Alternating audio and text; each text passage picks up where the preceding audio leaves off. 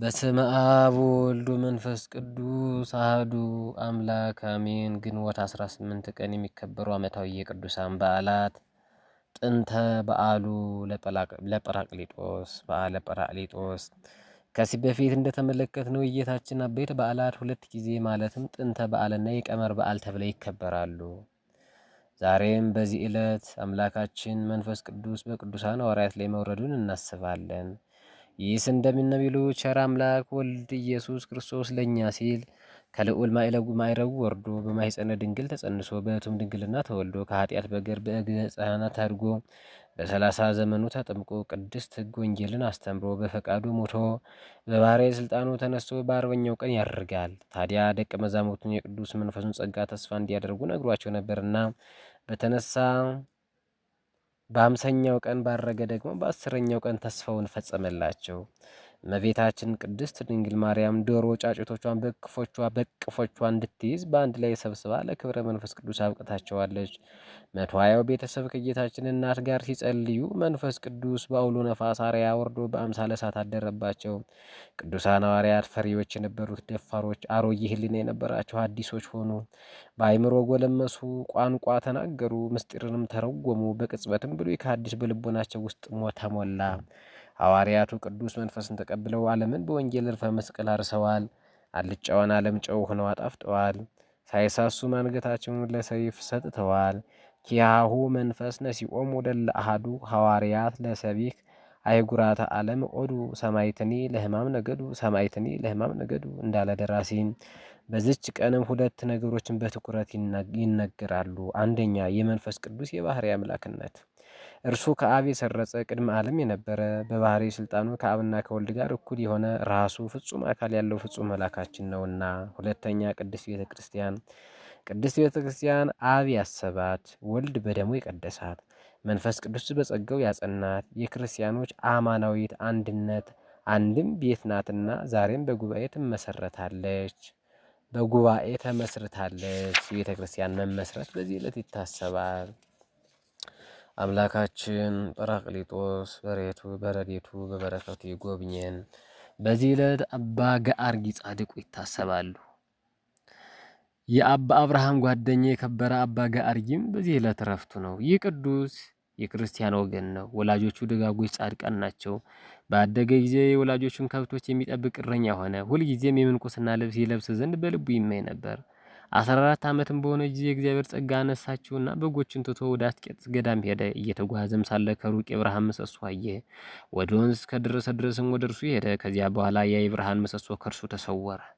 ያንን ወንዝም በተሻገረ ጊዜ በሽማግሌ አምሳል ሰይጣን ተገለጠለትና እንዲህ አለው፣ ልጄ ሆይ እወቅ፣ ስለ አንተ ልብሱን ቀዶ አባትህ አየሁት። እርሱም ያዝናል፣ ያለቅሳል። ተመልሰ የአባትህን ልብ ልታጽናና ይገባሃል አለው። የዱር አውሬ ነጥቆ የበላህ መስሎታልና አለው። አባ ገአርጊም ደንግጦ 1 ሰዓት ያህል ቆመ። ከዚህ በኋላ የከበረ ወንጌል ከእኔ ሊሆን አይገባም ደቀ መዝሙሬንም ሊሆን አይችልም ብሏል። ከዚህ በኋላ በከበረ ወንጌል እናት አባቱን ያልተወ ለእኔ ሊሆን አይገባም ደቀ መዝሙሬም ሊሆን አይችልም ብሏል ብሎ አሰበ። ይህንንም ባለ ጊዜ ሰይጣን እንደ ጢስ ተኖ እንደ ትቢያ በኖ ጠፋ። አባ ገአርጊም ሰይጣን እንደሆነ አወቀ። በዚህ ጊዜ የአብርሃም ምሰሶ ደግሞ ተገለጠለት። የእግዚአብሔር መልአክ በመነኩሴ አምሳል አብሮት ተጓዘ። ቅዱስም መልአክ ተከተለው። እርሱም ከአባ አርዮን ገዳም አደረሰው። አባ ገአርጊም ከአንድ ጻድቅ ሰው መነኩሴ ጋር በዚያ 14 ዓመት ወጥ ሳይቀምስ ወይን ሳይጠጣ የአትክልት ፍሬ ቢሆንም በዚች በ14 ዓመት ያህል ከሚቀመጥ በቀር አልተኛም። ተጋድሎን በጨመረ ጊዜ የእግዚአብሔር መልአክ ተገለጠለትና እንዲህ አለው፣ ስጋህ እንዳይደክም በመካከለኛ እግር ልተጋደድ ብሎሃል ጌታ አለው። ከዚህ በኋላ ሊሰራው የሚገባውን ስራ አሰራለት። ሁልጊዜም እስከሚመሽ እንዲጾም ትንሽም እንጀራ እንዲበላ ከ4 ሰዓት እስከ መንፈቀ ሌሊት ስረት ስጋው ረፍት እንዲያገኝ እንዲተኛ በቀረው ሌሊት እስኪነጋ ተግቶ እንዲጸልይ። በዚህ ተጋድሎ ብዙ ዘመናት እየተጋደለ ኖረ። በኖረ ጊዜ በበረሃ ውስጥ ብቻውን ሊኖር ወዶ በጫካ ውስጥ እየተመላለሰ 2 ዓመት ኖረ። ከዚህ በኋላ ጌታ ተገልጾለት ወደ ቦታው እንዲመለስ አዘዘው። ያን ጊዜም አምላካዊ ኃይል ከከበሩ መክሲሞስና ዱማቴዎስ ገዳም አደረሰችው። እርሷም ለደብሩ አቅራቢያ ናት። ወደ ደብሩም በተመለሰ ጊዜ በዚያ ወቅት አብርሃም ከዓለም ወደዚህ ገዳም መጥቶ ሁለቱም ተገናኙና በአንድነት ተስማምተው የአስቄጥስ ገዳም አበምኔት ወደሆነ ወደ አባ ዮሐንስ ደረሱ። እርሱም ቦታ ሰጥቷቸው በውስጡ ኖሩ። ያ ቦታም እስከ ዛሬ ድረስ ታውቆ ይኖራል። ያቺ ዋሻ በግቢግ ትባላለች። የክብር ባለቤት ጌታችን ኢየሱስ ክርስቶስ አለት የሆነ ጣሪያዋን ሰንጥቆ ወደ እነርሱ የወረደባት ናት። እነርሱም ሰገዱለት። ሰላምታም ሰጥቷቸው አጽናንቷቸው ከእርሳቸው ዘንድ አረገ። በዚህም ጌታችን በወረደበት መስኮት ብርሃን አዩ። እስከ ዛሬም የተከፈተች ሆና ትኖራለች። እሊም ቅዱሳን ለመነኮሳትና የሚሆን ብዙ ለመነኮሳት የሚሆን ብዙ ድርሳናትን ብዙ ተግሳጻትን ደረሱ። ለአባቶች የሚታዘዙና የሚገዘውን አመሰገኑት። ከዚህ በኋላ አባ አብርሃም ጥር 2 ቀን አረፈ። ከእርሱ በኋላ የከበረ አባ ጋርጊ በዚች በግንቦት ወር በ18 ቀን አረፈ። መላ ዕድሜውም 72 ዓመት ሆነ። በዓለም 14 ዓመት በምንኩስና 58 ዓመት ነው።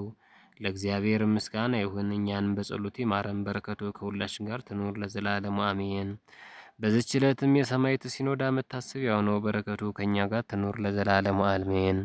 አምላከ ጋርጊ ከቅዱስ መንፈሱ ጸጋ ለኃጥአን ባሮቹ ያድለን። በዚህ ዕለትም ቅዱሳን ሐዋርያት ወአርድእት ይታሰባሉ። በዓለ ሃምሳም የተባለ ቀን በደረሰ ጊዜ ሁሉም በአንድ ልብ ሆነው አብረው ሳሉ ድንገት እንደሚነጥቅ አውሎ ነፋስ ከሰማይ ድምፅ መጣ። ተቀምጠው የነበሩትን ቤት ሁሉ ሞላው።